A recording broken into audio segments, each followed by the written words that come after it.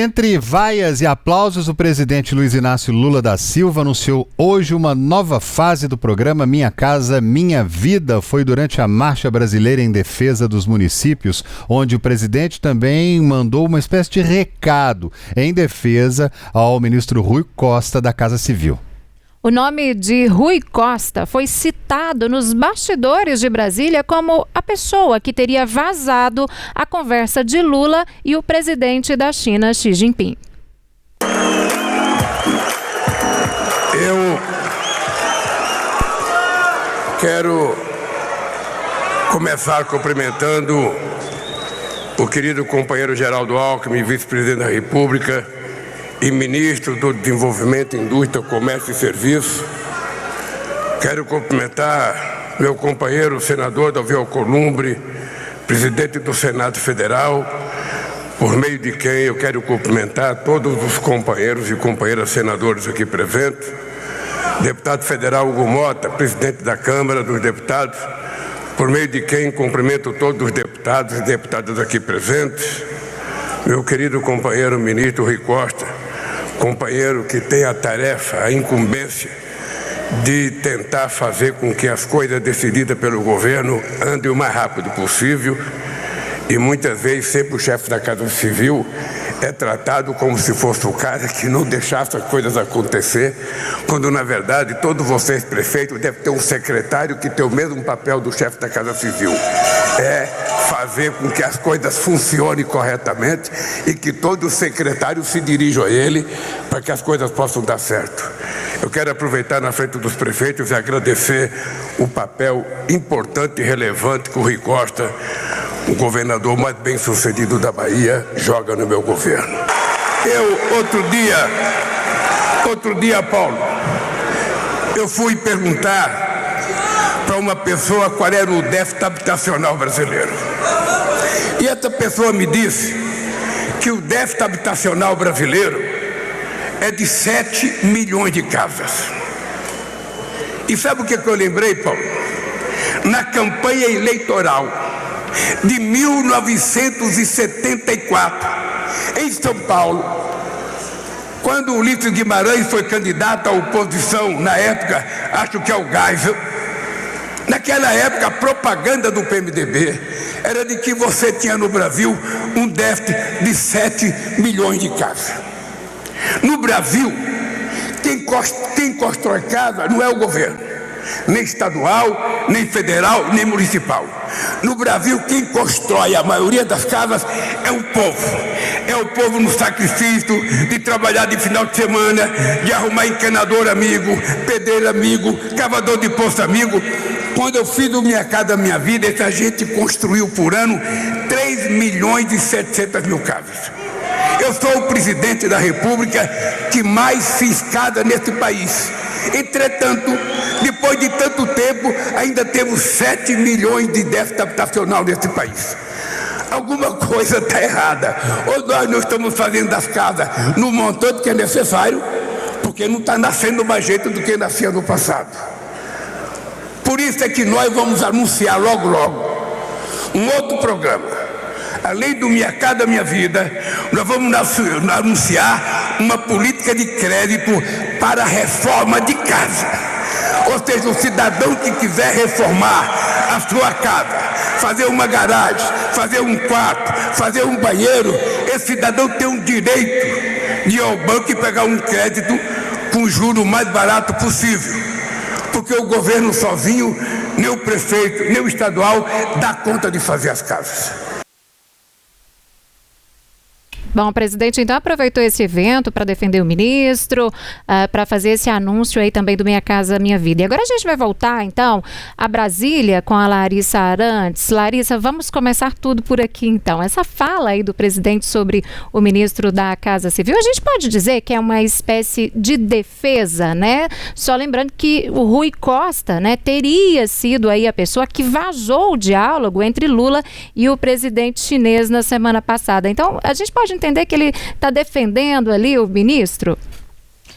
Síria, é uma fala de defesa do Rui Costa, mas em um contexto, né, por exemplo, se eu não me engano, quem primeiro deu essa suspeita de que o vazamento teria ocorrido via o ministro Rui Costa foi a jornalista Mônica Bergamo, né, da Folha, mas a imagem do Rui Costa, ela já vem desgastada de algum tempo nessa gestão do presidente Lula. Então, esse é um dos fatos que estão contribuindo para esse desgaste maior da imagem do Rui Costa. Tanto é que o presidente Lula fala, as pessoas apontam o Rui Costa como aliás, a Casa Civil, né, como o lugar onde as coisas não estão caminhando, ou como aquela figura de ministro que vai barrando as coisas. E é justamente essa imagem que a gente percebe que circula aqui em Brasília em relação ao ministro Rui Costa. Então,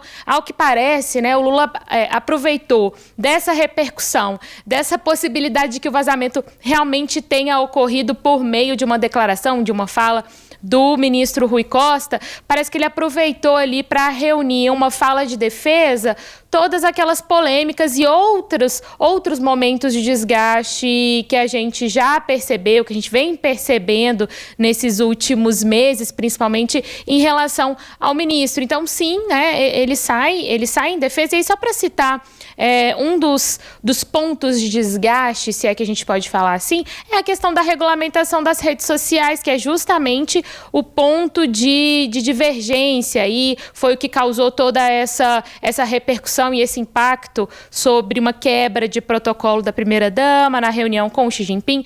Enfim, por quê? Porque existe uma promessa por parte da Casa Civil de apresentar, de referendar essa proposta de regulamentação das redes sociais, mas a coisa não está andando, né? E como isso acabou se tornando uma bandeira da própria primeira-dama, a gente vê esse conflito acontecendo. E para além de qualquer discussão, né, se Janja quebrou o protocolo, se Rui Costa não está deixando a questão caminhar, né, a gente precisa sim debater uma regulamentação das redes, a gente precisa propor que isso de fato seja discutido de maneira aprofundada e que a gente possa ter de fato uma legislação pensada não só para garantir de fato o bom fluxo de informações, entre outros pontos, mas também para proteger nossas crianças, para proteger nossos filhos, nossos adolescentes de coisas horrorosas que a gente acaba lendo em relação às redes sociais nos últimos tempos. Então, assim,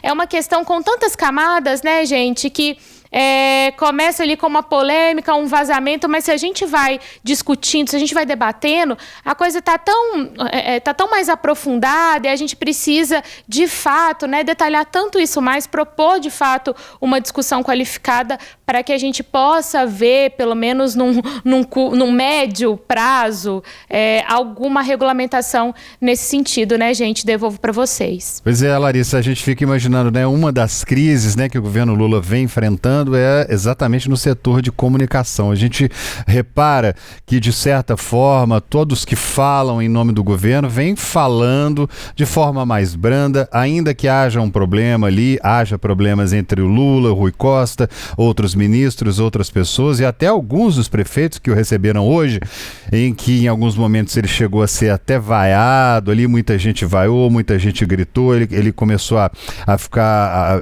calado no começo, mas depois começou a falar. Ele vem adotando essas estratégias, literalmente até, por que não dizer, de colocar um pano quente, dizer não, o Rui está aqui, ele assim como é necessário em prefeituras, pessoas como ele são necessárias em prefeituras, também é necessário na presidência, tentando dar essa abafada para não deixar transparecer esse vulcão que parece estar acontecendo muitas vezes lá no Ministério do Lula, que vira e mexe, tem algum problema. A gente teve agora esse problema lá na China, que acabou virando polêmica. O que é para ser notícia acaba não sendo notícia. A notícia vira a Janja, mas a notícia era outra.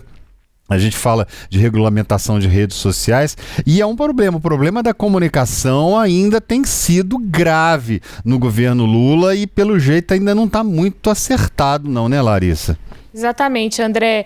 É o que a gente tem falado aqui nos últimos dias, né? Um governo com uma imagem fragilizada, que está tentando, de fato, se recuperar e solidificar uma imagem melhor, mas sempre vem algum fato, né? Alguma repercussão, algum vazamento de informação que acaba atingindo muito, né? Acaba impactando muito o governo federal. Então, eu fico pensando qual que deve ser a estratégia, né? Para tentar blindar. A estratégia melhor é Lula falar abertamente sobre, por exemplo, fazer essa defesa pública do Rui Costa? Ou seria, de fato, ele não fala nada, deixar a coisa andar? Eu realmente não sei, proponho aqui, né, essa reflexão no Tempo News e também com quem nos acompanha, com quem está nos acompanhando ao vivo, porque é isso, né? É melhor falar, é melhor não falar diante desse contexto de um governo fragilizado, em que pequenos fatos, em que grandes fatos acabam impactando muito negativamente o governo, né?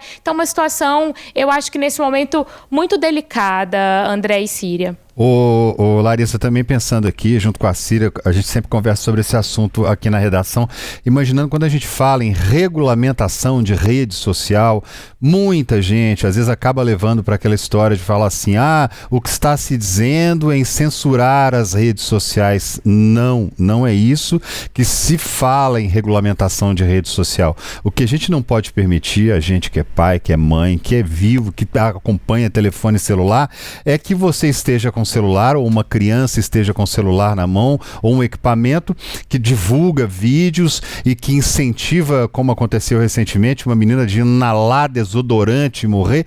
Isso tudo está livre, isso acontece o tempo inteiro, isso tudo é transmitido via internet, via WhatsApp, via TikTok, via redes sociais. Então, quando se fala em regulamentação, não está falando de censurar, olha, não pode mais usar o TikTok, não pode mais usar o Facebook, que já está quase indo embora, não pode mais usar o Instagram, não é nada disso. No entanto, o que acontece hoje no Brasil, que não acontece já em outros países, é que a internet continua sendo terra de ninguém. E é isso que a gente tem que brigar, lutar para que não aconteça mais, porque a gente está falando de segurança, né? De fato, isso é muito grave, né? Às vezes as pessoas entram ali, crianças entrando em redes sociais, lógico que tem um acompanhamento do pai, precisa ter, né? Mas criança acessando grupos específicos aí, e os pais às vezes sem saber que tipo de conteúdo, adolescentes, né? Em subgrupos aí de redes sociais como o Instagram, onde enviam algumas imagens inadequadas ali para a idade, discussões inapropriadas também. Então, isso é muito grave. Agora, Larissa, o Lula hoje, né, o presidente Lula participou desse evento aí com vários prefeitos, representantes de cidades também, né? E ele teve um encontro com alguns prefeitos, os prefeitos eleitos em 2024, em fevereiro desse ano, né? E aí ele deu o recado para esses prefeitos: olha, agora não é hora de vocês me cobrarem nada, né? O momento de vocês fazerem essa cobrança é na marcha dos prefeitos, né? E chegou esse momento. E os prefeitos levaram algumas demandas, e principalmente uma das principais demandas levadas aí, uma delas, né? Uma das principais demandas é em relação à dívida nos municípios com a União. Os municípios querem um prazo maior de até 25 anos aí para pagar essa dívida. Você acredita que vai ter um bom retorno aí? Eles voltam para os seus municípios com um bom retorno dessa conversa? O que a gente pode esperar, Larissa? Síria, aí é o Congresso também envolvido nessa questão, né?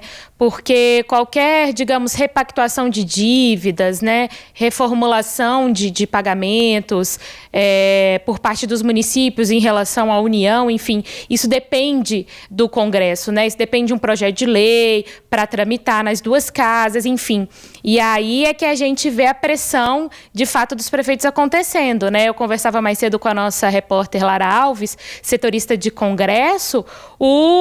A Câmara e o Senado estão ali, as duas casas tomadas por prefeitos ao longo do dia, que vão procurar ali os seus deputados, né, os deputados das suas regiões, que vão procurar os senadores de suas regiões para tratar de questões muito essenciais e primordiais para os municípios. E aí começa aquele jogo de articulação, de negociação, de apresentação da proposta, ou de repente, né, de recuperar algum texto que já tenha sido aprovado, começar as discussões, tentar levar para as comissões e para o plenário, e aí, se aprovado, né, contar com uma sanção do presidente da República. Então, eu acho que essa marcha, ela simboliza muito isso, né, Síria? Simboliza a forma com que os prefeitos falam abertamente e apresentam as suas demandas, mas eles sabem, e claro, né, tem que falar isso para o presidente da República, apresentar isso para os representantes do governo federal, mas a gente sabe que depende muito também do Congresso. Então, é uma articulação aí